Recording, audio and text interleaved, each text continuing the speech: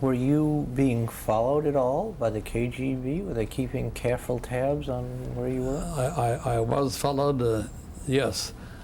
At one rather humorous occasion, I went out to ski at a place near to the embassy's dacha, which means their country establishment. I was being followed by the woman assigned to follow me. She had a car, which meant she had a person of high rank. So when I went out to the ski area, she followed me. When I went skiing, she went skiing. So then we skied together. It's very unusual to ski together with the person assigned to spy on you. Then after we finished skiing, I decided to go into the nearby American dacha, the country place, which is very secretive, very carefully guarded, always carefully debugged, and never had any Russian official in it. Nevertheless, I made the mistake, rather foolishly, of inviting her to come into the dacha for a few minutes, and she did. The minute she entered, all conversation stopped. Everyone could tell just by the aura of her identity, namely KGB.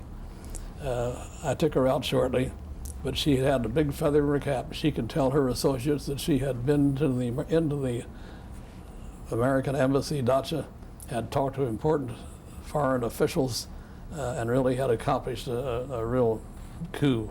A big feather in her cap. That was a mistake I made that probably paid off later, because I had trouble with the KGB at a later date, serious trouble, and it could be that she came to my rescue in court, with a friend in court. I'm not sure, but it could be that mistake in bringing her into the dacha paid off at a later time. What kind of trouble did you have? I don't want to get into details. I had reason to smuggle a girl into the embassy at night. I went up the back steps to see the man I wanted to see in the embassy, the one that she wanted to see. I succeeded in that. I'm sure the girl was not detected by the KGB going in or out of the embassy, because she was curled up on the floor of the back of my car, so that no guards could see her as I drove in.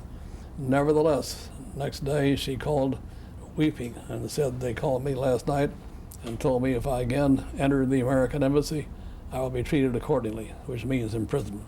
So I was discovered, and the fact that I'd broken down the internal security of the Russian system was bad for me too.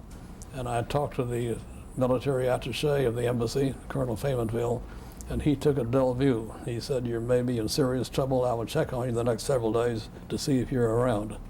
Well, I was, and it may be that the girl that I invited into the dacha became my friend in court when the hearing, so to speak, undoubtedly came up the following day.